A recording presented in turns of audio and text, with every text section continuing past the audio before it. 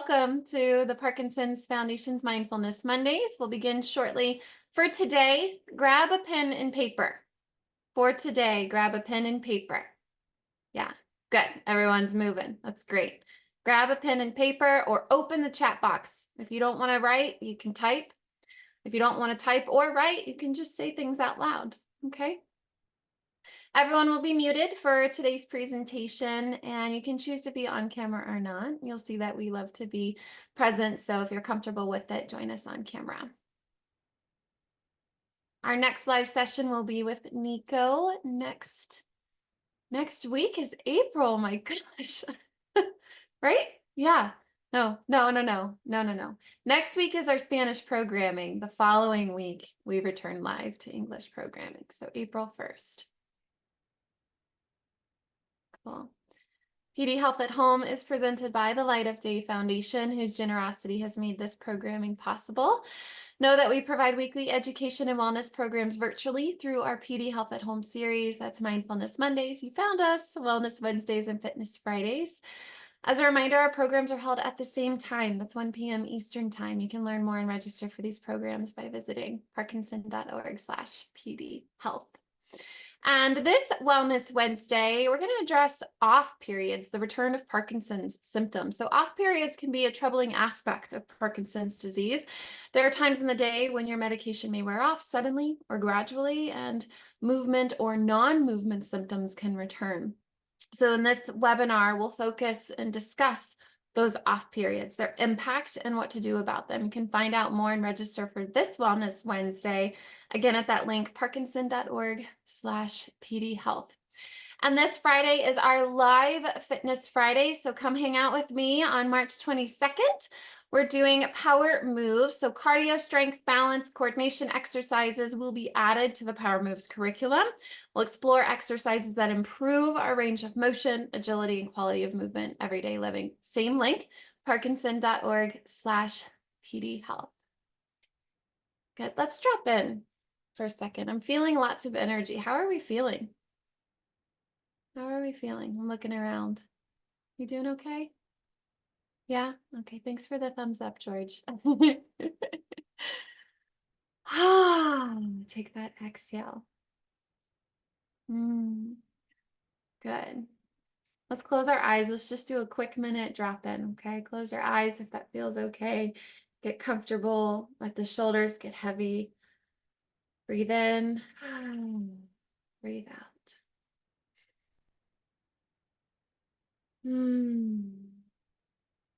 And taking just a moment of stillness to arrive to this moment just as it is. No need to change anything. Landing here in this virtual space as we share our homes across the country, across the world. Choosing to pause and be mindful. Breathe in and breathe out.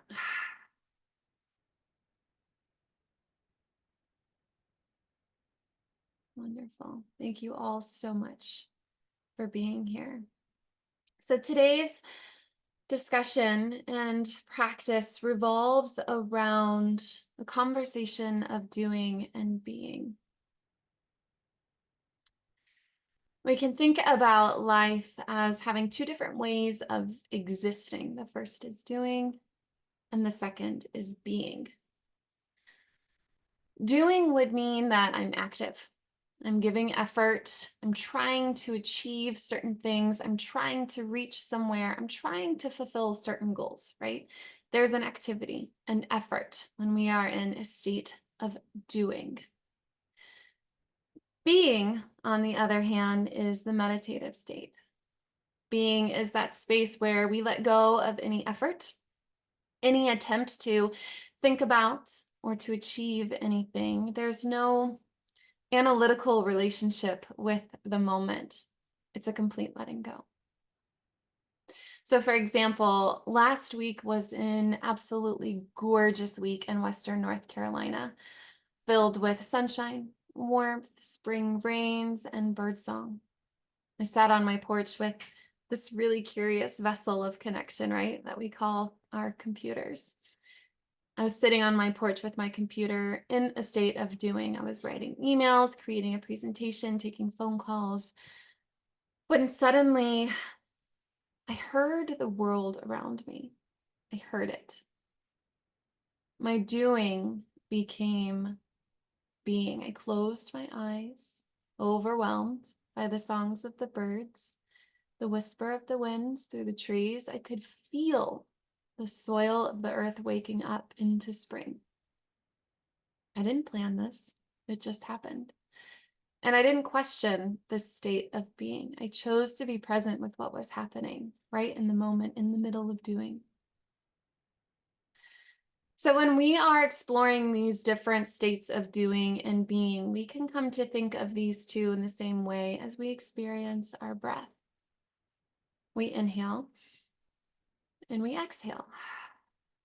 We inhale and we exhale. If we only inhale, what happens? We suffocate. If we only exhale, we suffocate. There has to be this beautiful movement, this interchange, this relationship, this harmony between the doing and the being.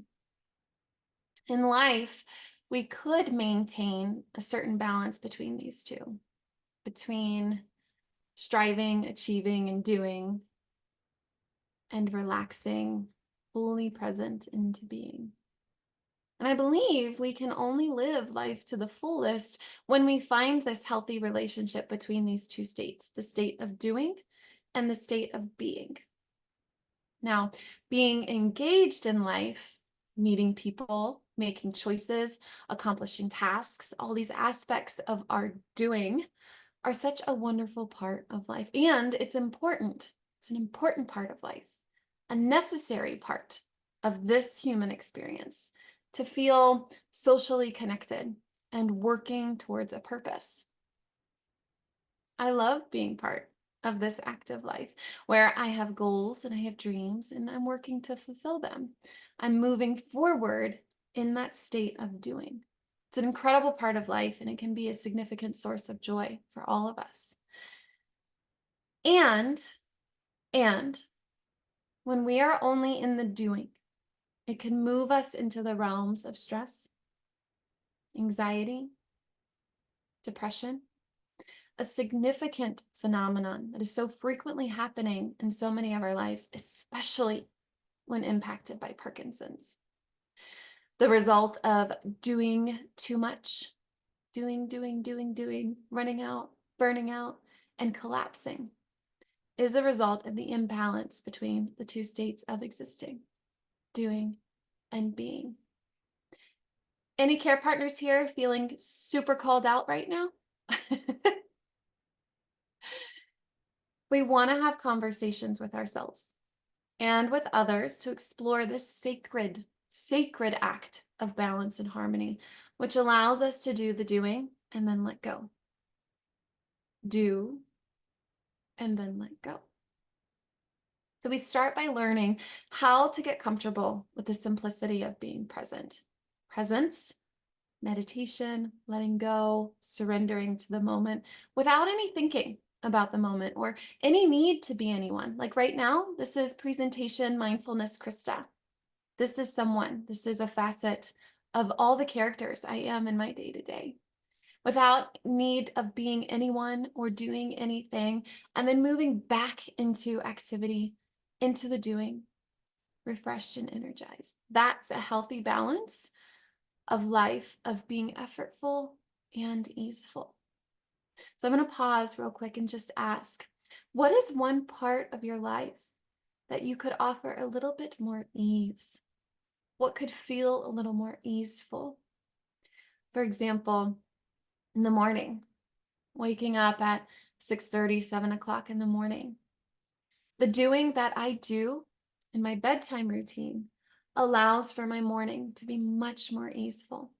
For example, at night, I'll set out my breakfast materials, get breakfast ready, get coffee ready for that start button, Put my vitamins and supplements, medications, and the pills ready to be consumed in the morning. A full glass of water, my mug that I'm going to choose to drink from in the morning. Really helps that effort the night before for a really easeful morning.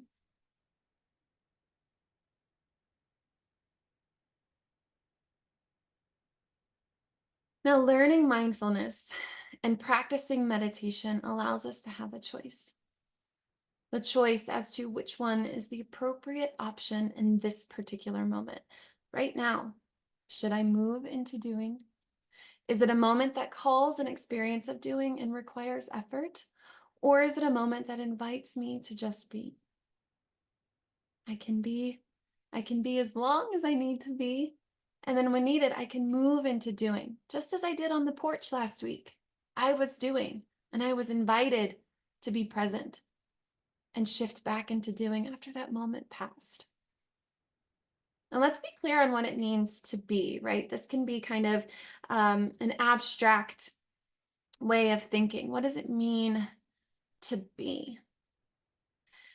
To slow down, to be mindful, to take time to slow down, to reflect, to integrate, whether that's journaling, meditating, sitting on the porch with your coffee or tea, listening to the rain, the wind, the birds, simply being present with the moment and refraining from the sense of having to do something. It is very, very important for us to be active. Okay, especially when living with Parkinson's. The doing is required to maintain mobility, balance, mental health, and so much more. And it's so important to take time to embrace the state of being, the moments of reflection, the moments of integration, the moments of pause and exhale.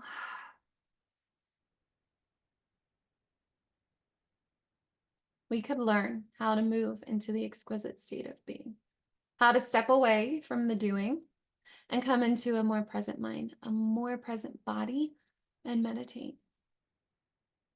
Coming into this state of being, this state of presence will gift us the choice to decide which one is appropriate for the moment. Now, a lot of us feel the pressure from our culture, our family, or even our own self-talk to be in this state of doing. You're lazy if you aren't doing something. You're lazy if you choose to take a day of rest and solitude versus, I don't know, having dinner with the family or going to rock steady boxing. Resting is an act of production. It's an act of love and preservation. So today's meditation was created by my teacher, Ite Ibsan, founder of the School of Positive Transformation, and it's called the Real Life Meditation Simulation. So if you joined us a little late, grab a pen and paper. We're going to need it for our practice today. So this meditation is going to offer us this interesting shift from doing to being, from doing to being, from being and back. Okay? It's a little bit different than what we usually do on our Mindfulness Mondays. Again, you'll need a pen and paper. All right. So in order to simulate the real life situation, I'm going to ask you to move from a state of doing and thinking to a state of meditation. And then we'll go back to a state of doing and thinking, and then back again to the state of meditation. Cool? We're going to give it a go. Yeah, thanks, Mary. All right, some instructions first. When I invite you to think, hey, you'll hear me say, okay, time to think. You'll grab your pen or pencil and you'll start writing down as many things as possible that you need to do this coming week. Okay, so that could be like the week ahead of you. What are the tasks that you need to complete? Who do you need to meet? Bills you need to pay, pills you need to refill, exercise that you need to do, phone calls you need to make, anything you need to do. And you can also break each of these little tasks into subtasks and anything that follows as a result of that. So who do you need to call and so on and so forth. That's when I invite you to think. And then I'll say, time to meditate. Drop the pen and close your eyes and you'll move into a meditation technique that works for you. Okay, we've been practicing together for some time. If you're new here, we're going to figure it out together. So for those of you who have been here for some time, Find the meditation technique that works for you, whether that's breathing, counting meditation, a body scan, anything that allows you to remain present, letting go of the activity of the mind, the thinking process, and letting go of the doing. Okay, and then we'll practice again. I'll say think, you'll go back into thinking and writing, and then I'll say meditate. You'll finish what you're writing, drop the pen, and meditate. Okay? Each of these will be about a minute long, so we'll see. Whole thing will probably take about 5, maybe 7 minutes, depending on how I see everyone's flowing. All right. So prepare your pen and paper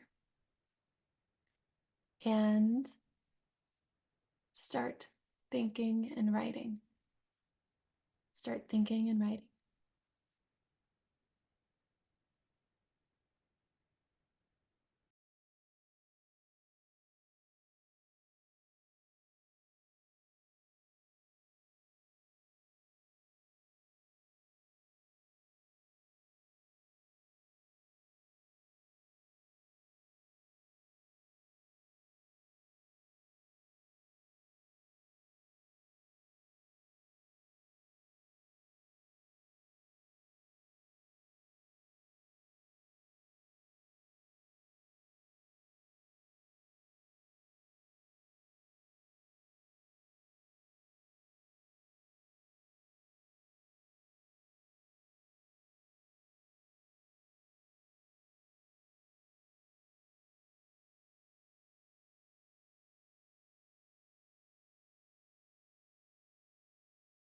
All right, drop your pen.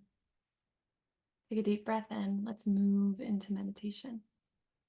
Choose the technique that feels good to you right now.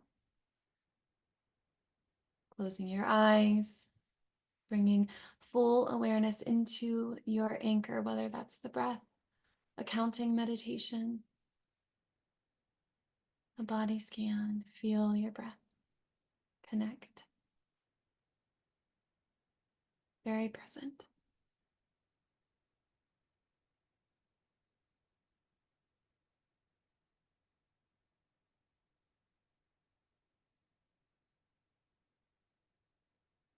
If your mind has wandered, bring it back to your anchor of focus, the anchor of your meditation. Breathe in, breathe out, and be.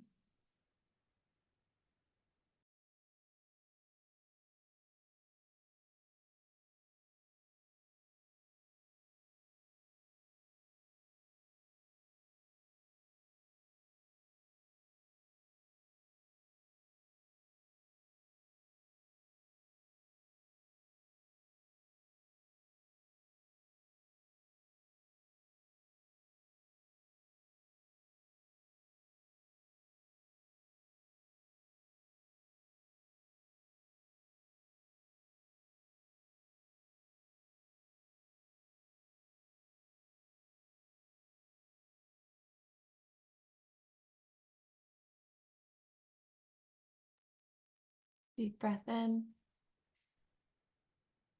Good. Back into thinking. Open your eyes, grab the pen, and go back to your list.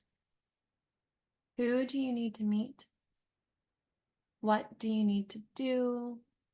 What tasks do you need to accomplish? Write as many items as possible. What is the doing that needs to be done this week? Got 1 minute.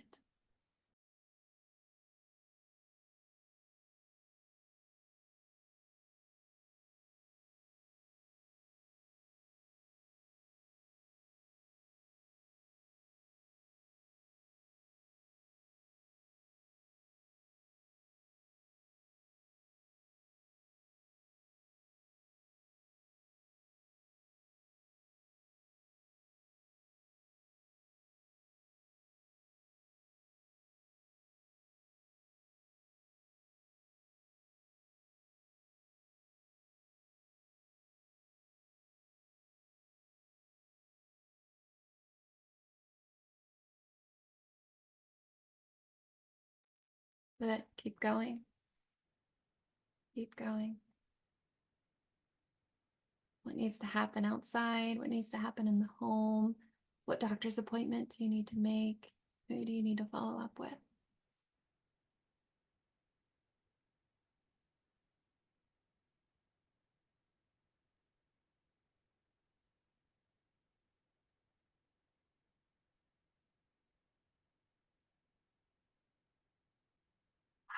Drop the pen.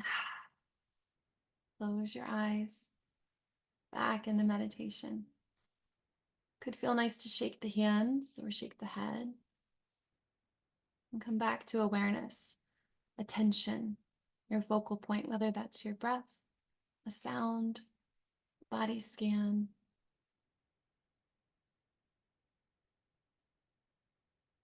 Letting go of anything and everything. Being very present.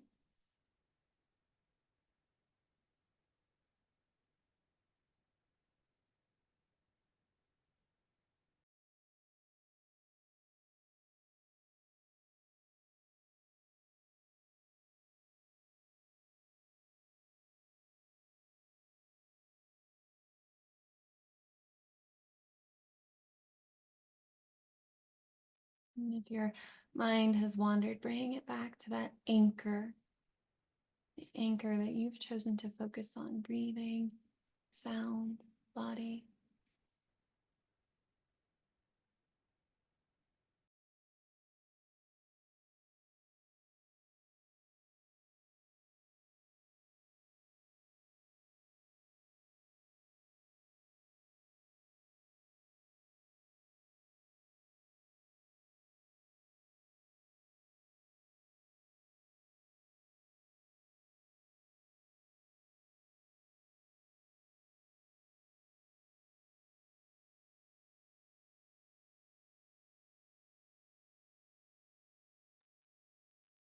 Good. You can take a few seconds, take your time, and when you feel ready, you can open your eyes.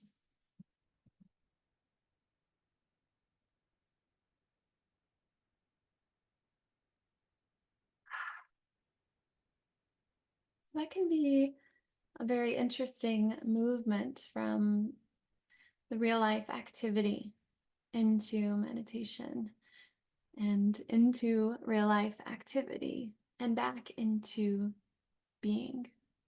Okay, so let's take a few moments to observe and contemplate. How did that feel?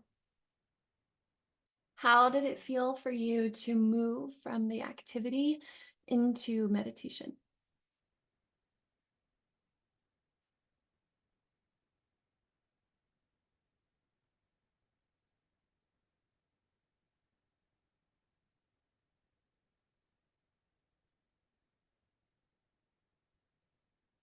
Yeah. Sandy, you are speaking the truth that so many might be a little hesitant to share. So Sandy says, I didn't like it. It was hard. It's really hard to go back and forth. Yeah. And what's interesting is now in this century of life, we are constantly going back and forth multitasking, from phone calls to writing lists to getting back on your phone to getting onto the computer to driving to directing to grocery lists to picking up medications. We are constantly being pulled in so many directions. And when you actively ask yourself to practice it intentionally, can feel a lot of resistance. Thank you for bringing words to that, Sandy. Mary says it felt possible. Yeah. Sue liked it a lot. It's great. The interesting thing about meditation and mindfulness is that there's so many practices that we can fold into our tool belt, right? Um, so many different forms and modalities that can be used that some resonate with and others don't. And we try. We see what happens. We try it and we see what happens. Good. So curious, did it feel any different the second time? So we went to thinking and we meditated. And then we went back to thinking and we meditated. Did it feel different the second time after having done some meditation?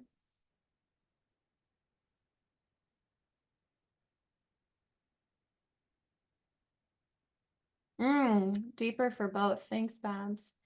Second time was easier to drop the doing. Yeah, so this is flexing a muscle of the brain, right? And we know in Parkinson's, it's really important to exercise our physical body and also the brain. So this is an exercise where I'm asking you to switch gears.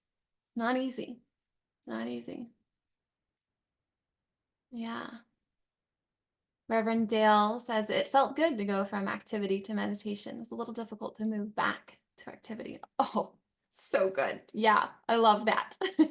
I'm so glad that it felt challenging for you to move back into the activity after having a moment to be present. Mm. And Phil shares with me, I guess I found it contrary because I found it straightforward. That's information, Phil, of a pattern that feels comfortable for you. Good. My final question was, is it easy or difficult to move from activity into meditation? And I think a lot of us have really highlighted that for some it was easy, and for others, for many, it was quite challenging. Quite challenging. Yeah, so this is an invitation to kind of explore when those moments of life, like the pocket that I had in my doing with the computer on my porch and realizing that life was happening around me. I chose to pause and be so present with the birds that were singing, the wind that was rolling through the trees.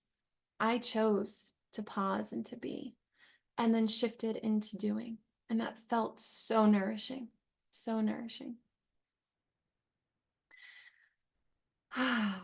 So we're about 2 minutes before our time ends together. And as usual, in our time together, I always love to share some poetry. So this one is written by Lao Tzu. He is a mindfulness teacher. And the poem is called The Center of Your Being. So you can close your eyes if you'd like to receive the words, or continue to watch the screen as I share. Always, we hope that someone else has the answer. Some other place will be better. Some other time it will all turn out. This is it. No one else has the answer. No other place will be better. And it has already turned out. At the center of your being, you have the answers. And you know what you want. There is no need to run outside for better seeing, nor to peer from the window. Rather, abide at the center of your being. For the more you leave it, the less you know. Search your heart and see that the way to do is to be. By Lao Tzu. Thank you, Delia, for posting that in our chat.